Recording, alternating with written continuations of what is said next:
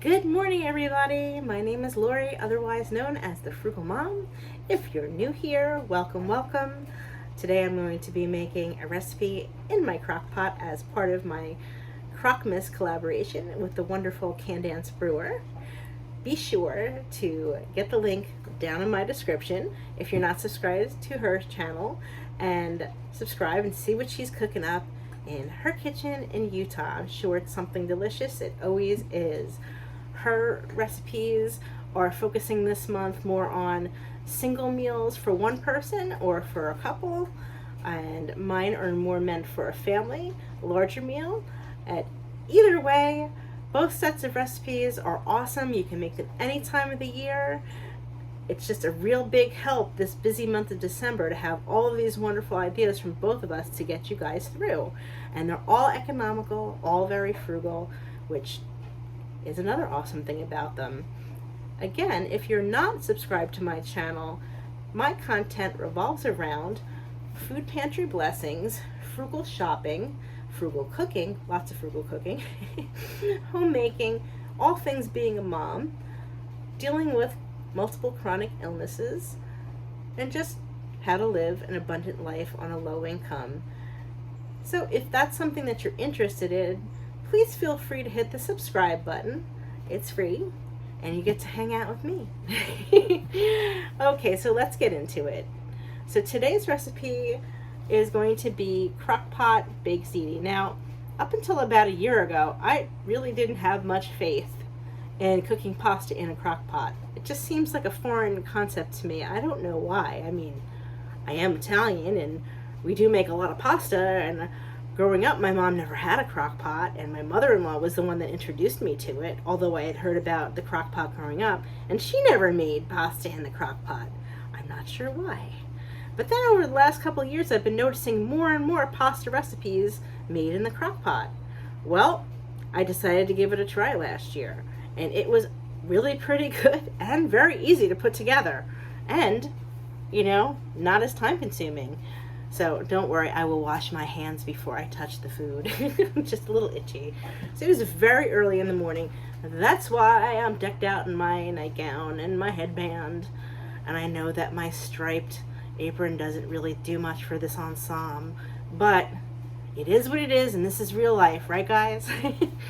So I'm going to let you know what we are going to be cooking with today. So 1 pound of ground beef, any kind that you have, will work. This is 80-20. We're going to make sure that we cook this well, brown it up, break it up into small pieces, and drain all the fat. We're going to use 15 ounces of ricotta cheese. This is part skim. You can use whatever you like.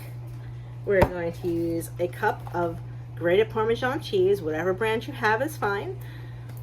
And a pound of penne is what I have, but feel free to use ziti. The shapes to me are not that much different.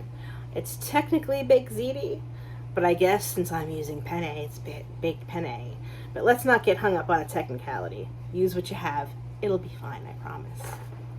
You're going to use a 40-ounce jar of sauce, or 2 jars, 25 ounce jars, as long as it equals up to 40 ounces. 2 tablespoons of Italian seasoning, salt and pepper to taste. And it wouldn't be me if it didn't include garlic. And we're gonna include 1 beaten egg, and that's for our ricotta mixture. So I'm gonna get started. I will be back to show you what I'm doing. So in this bowl, I've got our ricotta cheese, our garlic, our 2 beaten eggs, Parmesan cheese, Italian seasoning, and I put a little bit of garlic powder in here. And also, I used about a teaspoon of salt and about a teaspoon of fresh cracked pepper. You can use whatever you like, more or less, none, and substitute it for something else. I'm going to mix it together very well, and then I'm going to set it to the side. Also, I did forget, and this is so silly of me, to tell you that we do need 16 ounces of shredded mozzarella cheese. You could use part skim if you like, fat-free, whole, any kind that you like, any kind that you have. See, this is what happens, guys, when you haven't had your coffee yet, and it's early. All right, I will be back. Okay, so this is our ground beef all drained, and I added our sauce to it. Now you're also going to want to add about a cup of water to it, and the reason for that, I know it looks watery, is because you want to have enough liquid to cook that pasta. So now what we're going to do is we're going to layer all of our ingredients in the crock pot. This is what the ricotta mixture looks like after it's mixed. It's nice and creamy, smells nice and garlicky. You can smell the basil and the parsley and all the good stuff that's in that Italian seasoning. And I've got my crock here. This is from my 7.5 quart crock pot. And I'm going to start by putting a layer of the meat and sauce mixture right here on the bottom. And then I'm going to follow with, excuse me guys, I'm going to follow with about, I guess, a third of the penne. And then I'm going to put a little bit of the ricotta on it, and I'll show you what that looks like. And then we're going to repeat the process. All right, so that's about as much sauce as you want to put on the bottom of your crock pot. And this is about how much of the penne or ziti or whatever pasta you want to use, you want to put over that sauce. And now I'm going to put a little bit of the ricotta on top as well. And that's a little bit of our ricotta mixture over the sauce and the pasta, and I put a little bit of our mozzarella cheese. Now I'm just going to repeat that process until we are to the top. Okay guys, so this is what it all looks like when it's all layered up. So truth be told, it's about 2 layers. Again, it's going to go sauce, pasta, ricotta, mozzarella, and then you're going to repeat sauce, pasta, ricotta, mozzarella, and then sauce on top. Sauce meat mixture, I should say. And I'm going to put another layer of mozzarella cheese on top, and I'll do that the last half hour of cooking. This is going to cook for about 6 hours on low, because you want to cook it low and slow. And of course, I'm home today, so I'll check it. So I'm going to cover it up, and I'm going to get it set. I already have the temperature selected. This is a really nice model crock pot, if you're looking for one, by the way. If you are and you're not sure which one to go with, I'd be happy to give you the model number. I like how it's oval like this. It's nice and big, so you can cook in a big batch. So, okay guys, I'm gonna cover it. I am going to go take my shower, and I'm just gonna set it and forget it. Okay guys, so here we are with about 2 hours left of cook time.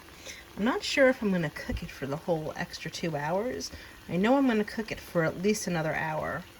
So I added a little bit more water because I like my pasta a little bit softer, and I kind of took it around the edge a little bit away from the crock. So I'm going to let this go for another half hour, and then I'm going to add some cheese.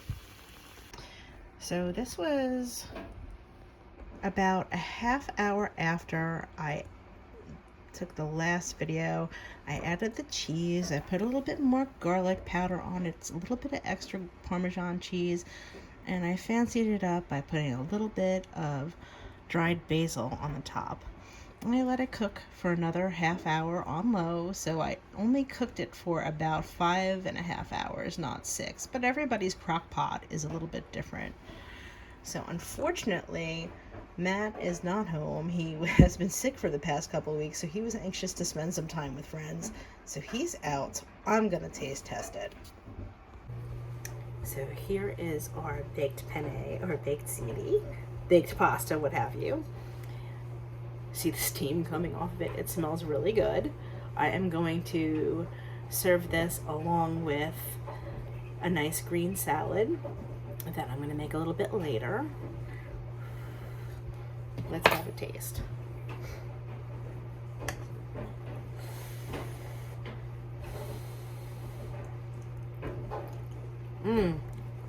That's yummy. That's really good. It's not dry.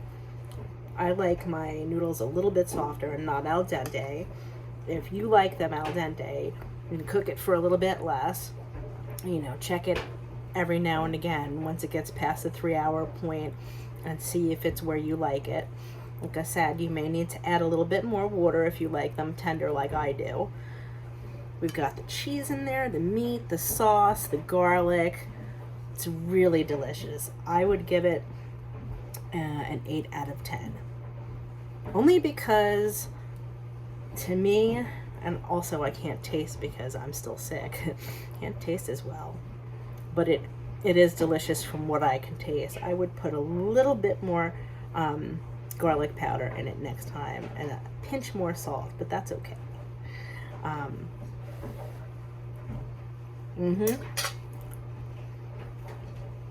Now the nice thing about this is perfect for this busy time of year. I'm going to leave it on warm and everybody can just serve themselves as they like. You know, you can make Texas toast with this if you like, garlic bread and butter. But like I said, I'm just going to stick with nice green tossed salad that I'm going to make in a little bit. I'm just having this now because I'm really hungry and I've been smelling it all day. And it's about 4:30 here in New Jersey. Yeah, you can use sausage instead of ground meat if you want. You can do a mixture of sausage and ground beef. You could use ground turkey or ground chicken if you like. You can also do this with some boneless chicken breast and make like a chicken parm pasta bake in there. I'm trying to think what else you could do. So many different variations. That's why cooking is awesome, y'all, because you can just change it up to suit your tastes. But this is the variation that I like the best. I've also made it with just plain sausage, and that's good too. And we've also kind of played around with the cheeses a little bit. You can do provolone if you like, mix with the mozzarella. You could do like a 5 Italian cheese variety. Really, Asiago is good with it too. Trying to think what else. There's Asiago. And then there's the one my son likes that's completely like just leaving my mind. Gouda. That's it. You could do like a Gouda Asiago mix with Parmesan and mozzarella. All that stuff is so good. Bougie it up a little bit if you want. So I am going to leave the link down below for Candy's channel. And as always, we are sending love from New Jersey. I hope that you've enjoyed this video. I look forward to seeing you guys in the next one. Please share, subscribe, and comment. All of that helps my little community and helps my channel grow, which is what I'm trying to do. I'm trying to get to 1,000 subscribers. Not so much because I want to make a ton of money or anything, but more so we can grow our community, help each other. And if I do get monetized along the way and make a little bit of money, that's okay, because it'll go towards the greater good for our family. So, again, I hope you guys have enjoyed this recipe, enjoyed the video, and hanging out with me today. And as always, we are sending love from New Jersey. Take care, everybody.